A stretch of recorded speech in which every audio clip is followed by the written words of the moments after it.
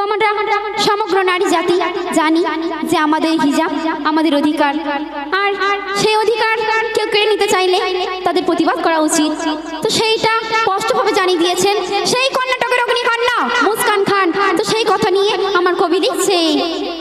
আমি নারী আমার হিজাব আমার অধিকার, আমি নারী আমার হিজাব আমার অধিকার, আমি বাঘিনী আমার বলে আল্লাহু আকবার বলো আল্লাহু আকবার, আমি নারী আমার হিজাব আমার অধিকার, আমি নারী আমার হিজাব আমার অধিকার, আমি বাঘিনী আমার বলে আল্লাহু আকবার বলো আল্লাহু আকবার।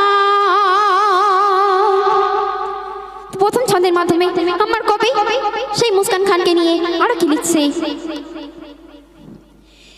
এই ভারত আমার দিয়েছে আমার স্বাধীনতা, এই হিজাব আমার দেহের শোভা কেন দিস বাধা, এই ভারত আমার দিয়েছে আমার স্বাধীনতা,